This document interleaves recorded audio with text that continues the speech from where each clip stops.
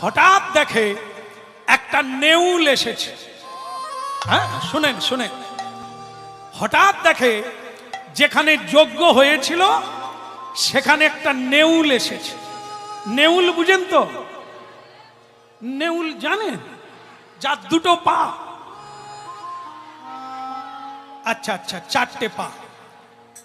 নেউলটা অর্ধেকটা সোনার মতো দেখতে, শরীরটা একবারে সোনা হয়ে গেছে, আর অর্ধেকটা পশুর মতো।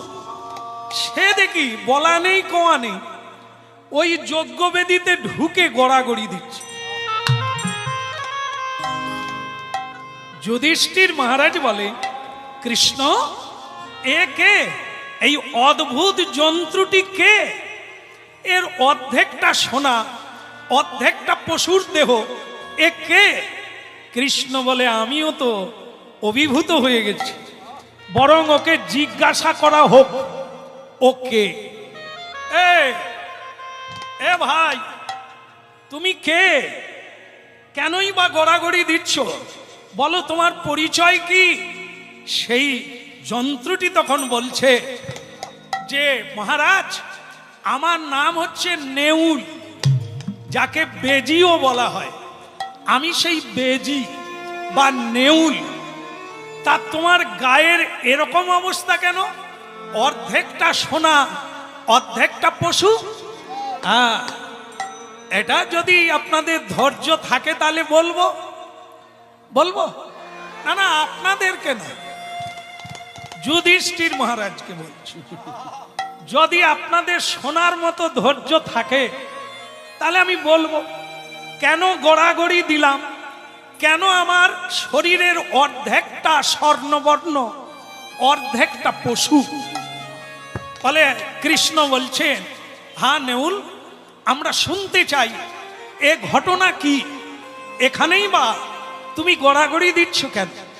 তখন বলছে, এই একটু আগে লোকজনেরা যাচ্ছে এখান থেকে খাওয়া দাওয়া করে, তো তারা রাস্তায় যেতে যেতে বলছে, এরকম মহোৎসব এর আগে কোথাও হয়নি। কি দান, কি ধ্যান, কি দক্ষিণা, কি দেননি। যেমন মালিক, মানে আজকের অনুষ্ঠানের শুরুতে যেমন আমি বলেছিলাম, সত্যি ভালো লেগেছে আমার। হ্যাঁ, আমাদের রবীন্দ্রবাবু গলায় কাপড় দিয়ে আমাকে বলছেন, প্রভু আপনি খুব তাড়াতাড়ি এসে গেছেন, আমার সৌভাগ্য, আপনি আমার গৃহে বসুন আর আমি একটু ওদিকে দেখছি। আমি বললাম, আপনি আমার প্রণাম নেবেন? বলে, কেন? আমি বললাম, আপনি এত বড় যজ্ঞের হোতা, আপনাকে প্রণাম দেব না? আপনার জন্য আজ আমি কত বৈষ্ণব দর্শন করব, হরিকথা বলার সুযোগ পাবো। যাই হোক, এমন মানুষ পৃথিবীতে থাকলে আমরা অনেক কিছু পাবো। হ্যাঁ, মানুষ তো নয়, এনাদেরকে বলা হয় দেবতা। এই যে কর্ম, একে দেবতার কর্ম বলা। কত মানুষের কত কল্যাণ হচ্ছে তোর দ্বারা, সারা পৃথিবীর মঙ্গল হবে এই যজ্ঞের দ্বারা। যাই হোক, এই কথাটা বলে শেষ করব। সেটা হচ্ছে যজ্ঞের পূর্ণাহুতি। হ্যাঁ, সেটা কি? এই দেখেন কি বলছে, বলছেন, আমি এর আগে একটা যজ্ঞে গড়াগড়ি দিয়েছিলাম। এর আগে আমি নেউল, এর আগে একটা যজ্ঞে গড়াগড়ি দিয়েছিলাম, আমার অর্ধেকটা সোনা হয়ে গেছে। তা লোকে যখন বলা বলি করছে যে এরকম যজ্ঞ আমরা কোনোদিন দেখি না, তা আমি ভাবলাম তাহলে আমি যে যজ্ঞে গড়াগড়ি দিয়েছিলাম তার চেয়ে বড় যজ্ঞ। আমি যাই, আমার বাকিটা যদি সোনা হয়ে যায় তাহলে আমি পুরোটা সোনা হয়ে যাব। এই আশা নিয়ে আমি অনেক দূর থেকে ছুটতে ছুটতে এই জায়গায় এলাম, এসে তাই গড়াগড়ি দিলাম। তা কি বুঝলে, সে যজ্ঞটা বড় না এই যজ্ঞটা বড়? মহারাজ আমি আর কি বলবো, আপনি নিজেই দেখেন।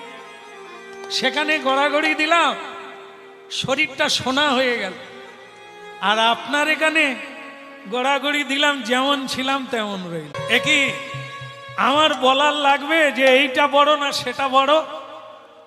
কৃষ্ণ তখন বলছেন, যুধিষ্ঠির মহারাজ, ঘন্টা বেজেছে ঠিকই, কিন্তু মনে হচ্ছে সেই যজ্ঞের চেয়ে বড় যজ্ঞ হয়। যুধিষ্ঠির মহারাজ বলে, দরকার হয় আবার সবজি কিনবো, আবার আমি লরি লরি আলু কুমড়ো কিনবো, কত বড় যজ্ঞ, এবারে আমি সারা পৃথিবীর লোককে নিমন্ত্রণ দেব, আমি আবার যজ্ঞ করব। কৃষ্ণ তখন বলে, চেপে যাও, ওর মুখ থেকে শোনো সে যজ্ঞটা কেমন ছিল, সেই যজ্ঞে কত লোক হয়েছিল, আর এই যজ্ঞে তার চেয়ে কত লোক কম আছে, এটা ওনার মুখ থেকে শুনব। ও নেউল, আগে তা এর আগে কোন যজ্ঞে গড়াগড়ি দিয়েছিলে যে সেখানে তোমার শরীরটা সোনা হয়ে গেল? এত লোক হয়নি, এত জনসংখ্যা সেখানে ছিল না মহারাজ, এত বড় প্যান্ডেলই ছিল না, প্যান্ডেল ছিল না, সে যজ্ঞ হলো, এত লোক ছিল না, তাহলে যে তুমি বললে সেটা বড় যজ্ঞ, মুখের কথায় নয়। শরীরটা সোনা হয়ে গেছে, আপনার যজ্ঞে গড়াগড়ি দিলাম, আমার পশু দেহই থেকে গেল, এরপরেও কি বুঝতে পারছেন না? তাহলে শুনুন, সেই যজ্ঞের সংখ্যা ছিল 4 জন, 4 জন, স্বামী স্ত্রী আর তাদের ছেলে আর বৌমা। 1 সপ্তাহ ব্যাপী তারা খেতে পায় না, কারো কাছে কিছু বলে না, কোনদিন ঈশ্বরকেও বলে না। একদিন বৃদ্ধ ব্রাহ্মণ সেখানে ছাতু ভিক্ষা করে 1 মুষ্টি ছাতু পেল, 4টা ভাগ করল, ভগবানকে নিবেদন করে 4টা ভাগ করল। তুমি তখন ছিলে কোথা? আমি তাদের ভাঙা ঘরের এক কোণে একটা গর্তের মধ্যে বাস করতাম। এই লীলাগুলি আমি দেখছি। 1 মুষ্টি ছাতু এনে 4টা ভাগ করল, বৌমাকে দিল, ছেলেকে দিল, নিজের স্ত্রীকে দিল, নিজের ভাগে রাখল। 1 মুষ্টি ছাতু 4টা ভাগ। যখনই খেতে যাবে ওং জনার্দনে নমঃ বলে, ঠিক তখনই হরি বল,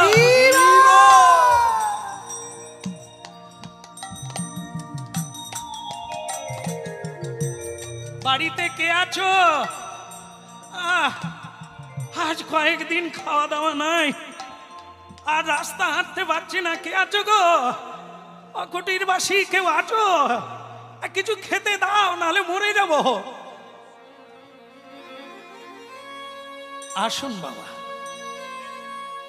একই 1 সপ্তাহ খাওয়া হয়নি, তার উপর ওই বৈষ্ণব ব্রাহ্মণ বাড়িতে এলো, আর স্বয়ং নিজেই ব্রাহ্মণ তার নিজের অংশটা ওনাকে দিয়ে দিল।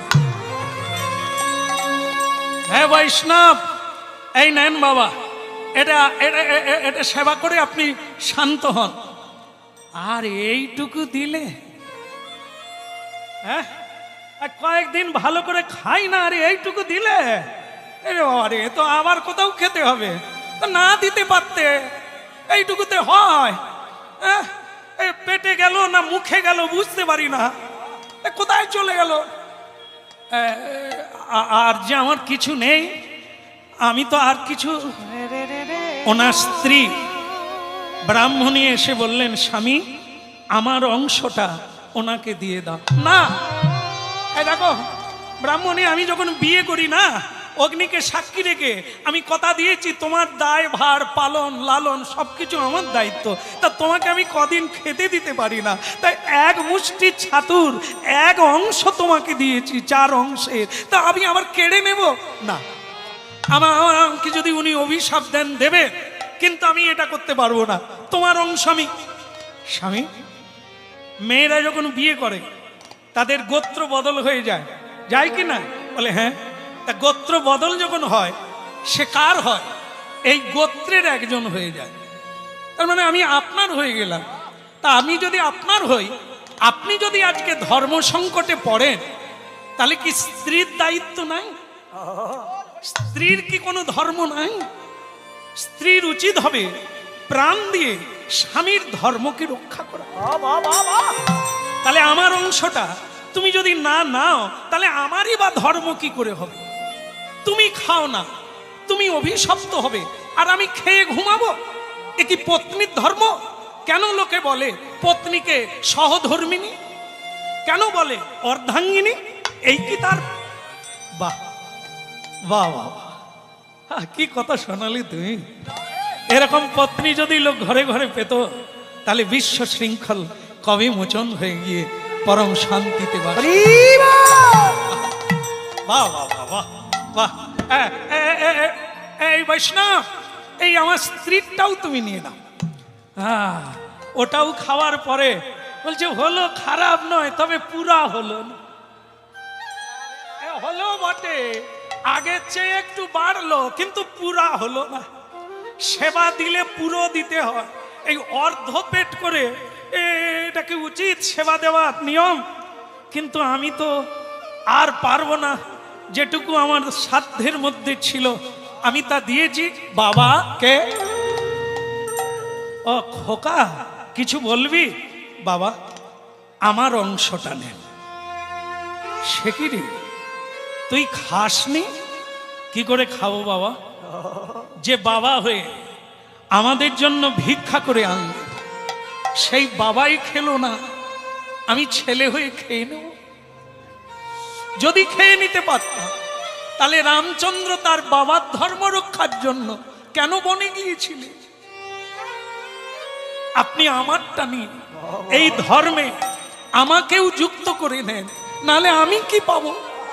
বারে বাহ খোকা, বাহ, তোকে দেখে মনে হয় রাম রাজ্য আবার ফিরে এলো রে। এই এমন ছেলে যদি পায়।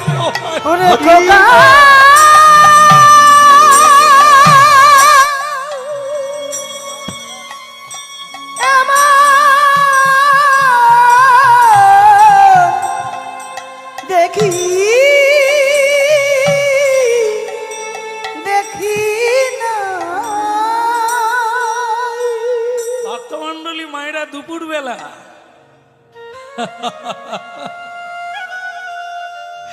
গ্রাস কেড়ে নিল তিনজনের। খাওয়ার পরেও বলছে হয়েছে। তখন ব্রাহ্মণ বলছে হয়ে গেছে, যাকে বেঁচে গেলাম। বল না, একটু বাকি আছে। তিন হয়েছে, এখনো এখনো এক অংশ বাকি। তুমি চেষ্টা করো না যদি আর একটু দেওয়া যায়। ব্রাহ্মণ যথাসাধ্য আমার স্ত্রীর ভাগে দিয়েছি, আমার ছেলের অংশটাও তোমায় দিয়ে দিয়েছি, কিন্তু আর তো বাবা কে? বৌমা কিছু বলবে মা? আমারটা নেন বাবা, আমারটা।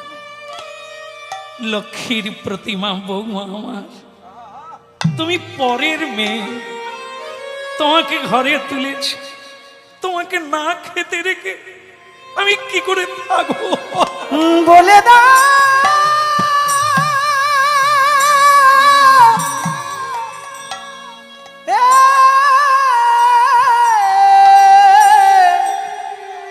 দয়া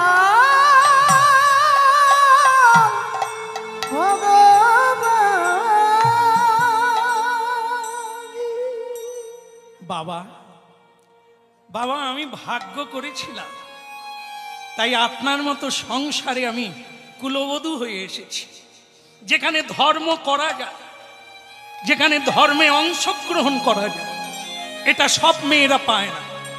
অধর্মের সংসারে ঢুকে অধর্মের ভাগ পায়, ধর্মের ভাগ পায়। আজ আমার সৌভাগ্য বাবা যে আপনার মতো সংসারে আমি বউ হয়ে আসতে পেরেছি। ধন্য আমার জীবন।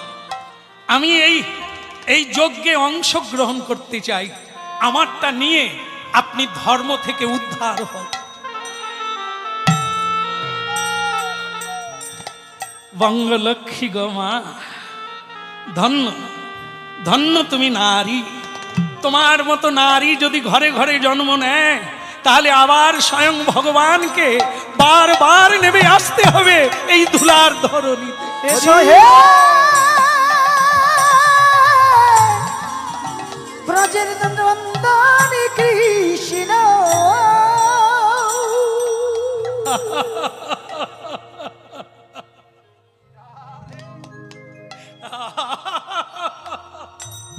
হয়ে গেল ব্রাহ্মণ, হয়ে গেল, পুরা হয়ে গেল।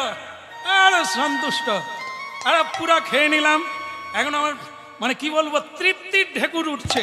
হ্যাঁ চলি, তোমরা সব শুয়ে পড়ো, আরাম করো, আমি আসি।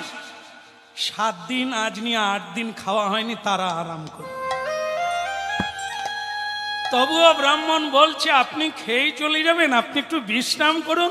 বলছো আদা ঠিক আছে, একটু শিউরি শুয়ে বিশ্রাম করে চলে যাও। হ্যাঁ, বিশ্রাম করলো।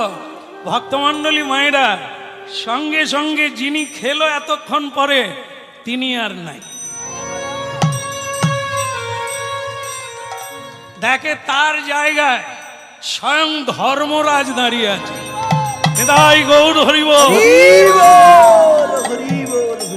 আচ্ছা প্রভু, ধর্মরাজ আপনি দাঁড়িয়ে আছেন, তিনি গেলেন কোথায়? বলে তিনি আমি তিনি।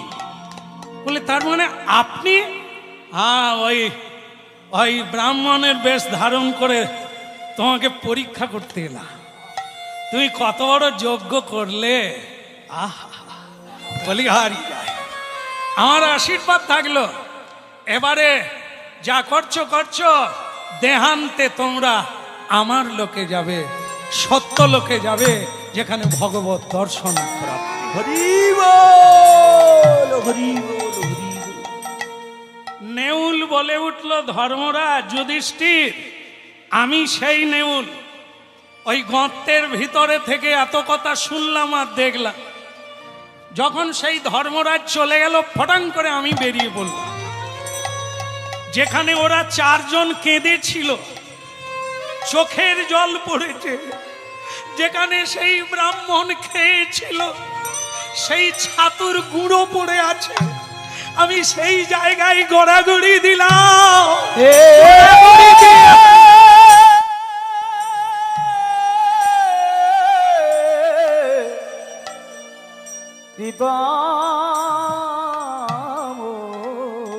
সেই জায়গায় গড়াগড়ি দিয়ে আমার শরীরের অর্ধেকটা সোনা হয়ে গেল। আর আপনার যজ্ঞের নাম শুনে ছুটতে ছুটতে এই হস্তিনাপুরে এলাম। এই নিউ দিল্লি, যে জায়গাটার নাম আজকে নিউ দিল্লি, সেই যমুনা নদীর তীর, সেইখানে আমি ছুটে এলাম বাকি অংশটা শোনা করব বলে। হে কৃষ্ণ, তুমি অন্তত জানো সেই যজ্ঞ কত বড়। এই যজ্ঞ লক্ষ লক্ষ মানুষ খেয়ে গেল বটে, সে যজ্ঞের তুলনা করা যাবে না। যুধিষ্ঠির মহারাজের চোখ দিয়ে টপ টপ করে জল পড়ল, আর কৃষ্ণকে বলল, কৃষ্ণ এটা যদি আগে বলতেন আমি সেইভাবে করতাম। এ তো আমাকে নিচু হতে হলো, অনেক ছোট হয়ে গেলাম আমি। আমার বড় কষ্ট যে যজ্ঞটা ঠিক ঠিক হলো না। ভগবান কৃষ্ণ বললেন, যত বড়ই যজ্ঞ হোক, তাতে যদি নয়নের জল না পড়ে, তাতে যদি আত্মত্যাগ না থাকে, স্বার্থ ত্যাগ না থাকে, সে যজ্ঞ যতই বড় হোক, সে যজ্ঞ।